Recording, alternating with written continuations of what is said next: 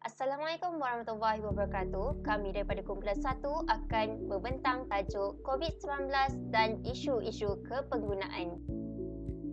Isu dan cabaran yang dihadapi oleh pengguna dan tempoh pandemik COVID-19. Antara isu dan cabarannya ialah mengenai kenaikan harga barang, terutamanya yang melibatkan barangan keperluan harian. Ini tentu sekali membuatkan para pengguna runsing dan memikirkan kos sara hidup yang meningkat. Kedua, pembelian panik dan kalangan pengguna sudah menjadi fitrah manusia untuk berasa risau dan keadaan yang tidak menentu dan berada di luar kawalan mereka. Oleh itu, Pengerusi Majlis Penasihat Pengguna Negara Muhammad Azman Abdul Hamid berkata, semua pengguna adalah sangat perlu untuk tidak mudah terperangkap dengan keadaan di luar dugaan ini kerana ianya akan mencetuskan krisis global yang rumit untuk ditangani sendirian. Ketiga, isu mengenai peningkatan kes penipuan secara atas talian seperti penipuan dalam jualan penutup mulut dan hidung. Ini kerana produk tersebut merupakan satu keperluan yang harus ada pada setiap individu dan sekaligus mendapat permintaan tinggi daripada orang ramai. Keempat, isu di mana pendidikan kepenggunaan di Malaysia turut terjejas ekoran daripada COVID-19. Kementerian Pendidikan Malaysia dan Kementerian Pengajian Tinggi Malaysia telah mengambil keputusan bagi menutup sekolah dan pusat pengajian tinggi buat sementara waktu. Ini secara tidak langsung akan memberi impak pada pendidikan dan kesejahteraan ekonomi pelajar. Yang terakhir ialah isu penipuan sewa beli seperti sewa beli rumah terutamanya kepada para pelajar universiti. Sekarang kita beralih kepada bahagian seterusnya iaitu mengenai pihak yang terlibat mengenai isu ini. Pertama sekali mengenai isu kenaikan harga barang, terdapat dua pihak yang terlibat dalam isu ini iaitu kerajaan dan pengguna. Mengenai pihak kerajaan, sebagai sebuah negara yang mengamalkan sistem ekonomi campuran, kerajaan bertanggungjawab dalam pasaran dan menetapkan undang-undang. Contohnya, kerajaan membantu rakyat dalam memberikan subsidi kepada barangan keperluan harian seperti ayam dan minyak masak. Namun begitu, kita juga harus memahami bahawa harga barangan di pasaran turut dipengaruhi oleh faktor lain seperti ekonomi dunia. Contohnya, apabila sesebuah negara pengeluar barangan menghadapi krisis, tentunya ini akan memberikan kesan domino kepada harga barang. Jadi, tidak hairanlah jika COVID-19 yang berlaku ini telah menyebabkan kenaikan harga barang. Pihak kedua pula ialah pengguna. Semasa tempoh PKP, pengguna kebanyakannya dilihat membeli keperluan barangan mereka secara berlebihan dari sepatutnya. Hal ini telah menjejaskan permintaan dan penawaran di pasaran di mana kualiti barangan tersebut akan berkurang di pasaran dan harga akan meningkat dengan mendadak. Beralih pula kepada isu pembelian panik, pihak utama yang terlibat ialah pengguna. Bagaimana ini boleh berlaku ialah pengguna kebanyakannya risau mengenai keperluan harian mereka. Mereka risau harga barang tersebut akan naik, tidak sempat untuk membeli barang tersebut dan risau mengenai tempoh pergerakan yang ditetapkan oleh kerajaan. Oleh itu, mereka bertindak berpusu-pusu untuk mendapatkan barangan tersebut dan membelinya secara berlebihan. Ini juga akan mendatangkan kesan yang sama iaitu ianya akan meningkatkan harga barangan tersebut. Ketiga ialah mengenai isu penipuan secara atas talian. Sudah tentu pihak yang terlibat dalam isu ini ialah pembeli dan penjual. Sejak tempoh PKP dikuatkuasakan, statistik menyatakan bahawa jumlah penipuan ini semakin meningkat. Bagaimana ini boleh berlaku ialah pembeli tidak dapat keluar untuk mendapatkan barangan mereka. Oleh itu, mereka mendapatkannya secara atas talian dengan menggunakan platform seperti Shopee, Lazada dan laman sosial. Beralih pula kepada penjual, terdapat beberapa individu yang tidak bertanggungjawab menyamar menjadi penjual. Namun begitu, mereka sebenarnya mengambil kesempatan ke atas pembeli kerana pembeli tidak berurus niaga secara bersemuka. Penjual pula tidak memberikan barangan seperti yang dijanjikan. Contohnya seperti isu penipuan penjualan penutup muka yang telah berlaku di Pulau Pinang. Terdapat beberapa kepentingan kesedaran isu kepenggunaan di Malaysia. Yang pertama berkaitan dengan isu kenaikan harga barang. Ianya penting kerana ketua keluarga dapat merancang perbelanjaan keluarga dengan teliti. Hal ini kerana semua perbelanjaan yang dibuat berdasarkan keperluan sahaja. Selain itu, isu kenaikan harga barang ini dapat melatih rakyat Malaysia untuk lebih berjimat cermat dalam perbelanjaan mereka dengan mengurangkan kuantiti perbelanjaan harian berbanding sebelum ini. Bagi kepentingan kesedaran isu pembelian panik pula adalah untuk mengelakkan daripada pengguna lain terputus bekalan makanan asas mereka. Ini terjadi kerana apabila terlalu ramai pengguna yang membeli keperluan asas dalam kuantiti yang banyak, dikhawatiri orang lain tidak dapat membeli disebabkan oleh kekurangan stok. Seterusnya, isu penipuan atas talian ini juga haruslah dititik beratkan supaya mereka lebih berhati-hati semasa menggunakan aplikasi di telefon pintar mereka. Pengguna dinasihatkan supaya tidak sewenang-wenangnya menyebarkan beberapa maklumat peribadi mereka seperti nombor kad pengenalan, nombor akaun bank dan nombor kod pengesahan transaksi iaitu TAC kepada orang yang tidak dikenali kerana dikhawatiri maklumat tersebut boleh disalahgunakan.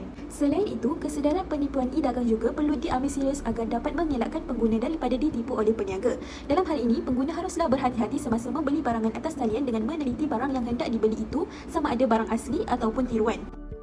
Jadi seterusnya adalah sejauh mana isu-isu kepenggunaan memberi kesan terhadap masyarakat dan syarikat yang terlibat. Jadi kesan bagi masyarakat adalah membuat keputusan yang bijak dan membuka mata pengguna. Untuk membuat keputusan yang berhati-hati dan bijaksana, seseorang pengguna cenderung untuk memperolehi maklumat dalam membuat pilihan yang bernas. Pengguna akan membangunkan perlakuan yang betul dan berorientasi. Tambahan pula, pengguna menyedari tentang peranan tanggungjawab dan haknya. Pengguna juga sentiasa bertindak secara rasional untuk menilai, menaksir dan membuat keputusan yang bertanggungjawab dalam pemilihan dan alternatif penggunaan. Bagi syarikat pula, pandemik COVID-19 telah mengakibatkan perubahan pada pengiklanan, pemasaran, promosi dan perbelanjaan media, memaksa syarikat dan jenama untuk menilai semula pemikiran mereka tentang kempen pengiklanan dan pemasaran semasa dan akan datang untuk mengekalkan aliran pendapatan yang stabil.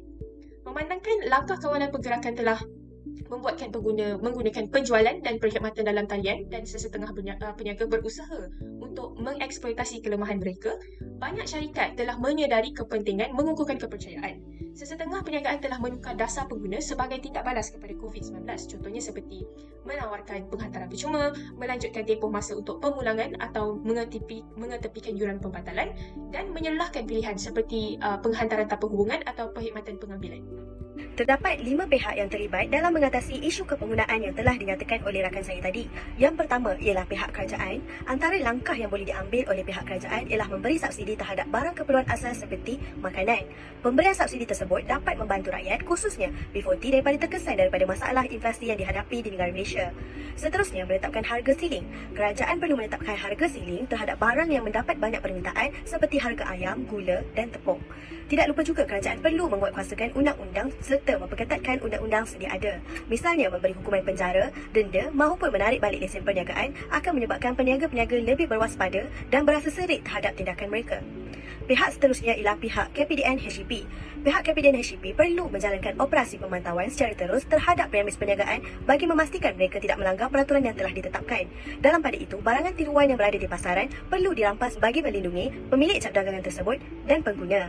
Selain itu, pihak KPDN-HEP perlu mengambil langkah proaktif dalam menghalang isu penipuan atas talian dengan mendedahkan kepada masyarakat mengenai teknik-teknik penipuan, contohnya deposit yang tinggi dan menerima untung yang tidak munasabah. Dengan ini, pengguna akan dapat mengelakkan diri dari terkena penipuan secara atas talian. Seterusnya ialah pengguna. Sebagai seorang pengguna berkhidmat, mereka perlu mengetahui informasi serta ilmu kepenggunaan. Contohnya, penggunaan aplikasi Price Catcher dapat membantu pengguna membandingkan lebih 400 harga barang. Pengguna juga boleh laporkan kepada pihak KPDN-HEP jika harga barang lebih tinggi daripada pasaran. Selain itu, pengguna juga boleh memboikot barangan peniaga maupun kedai tersebut akibat ketidakadilan peniaga. Para pengguna diharapkan membeli barang mengikut keperluan dan tidak melakukan pembelian panik, terutama apabila berlaku perintah kawalan pergerakan akibat pandemik COVID-19. Hal ini kerana kerajaan telah memastikan barangan keperluan mencukupi. Seterusnya, bagi Kementerian Pendidikan Malaysia, pihak KPM perlu mengenal pasti pelajar-pelajar yang tercicir semasa tempoh PKP dan perbaiki sesi pengajaran dan pembelajaran dari rumah PDPR, terutama pelajar yang mengalami masalah kemiskinan B40. Oleh itu, pihak KPM perlu menyediakan peranti secara percuma kepada pelajar dan juga kelengkapan bahan rujukan. Pihak KPM juga bekerjasama dengan KPDN-HEP menganjurkan program bagi menambah kefahaman pelajar tentang pendidikan kepenggunaan. PDRM telah melancarkan satu inisiatif iaitu Volunteer Smartphone Patrol VSP bagi menjadi tempat saluran aduan secara atas talian. Laman web CCID atau aplikasi semak mula yang boleh membuat semakan, nombor telefon dan nombor akaun peniaga telah diwujudkan bagi memudahkan pengguna mengenal pasti penipuan semasa berurus niaga. Kesimpulannya, isu dan cabaran kepenggunaan semasa pandemik COVID-19 dikenal pasti daripada 8 hak pengguna. Pihak yang terlibat seperti pengguna, kerajaan dan sebagainya tidak mengambil langkah proaktif serta tidak mempunyai pengetahuan yang tinggi tentang kepenggunaan.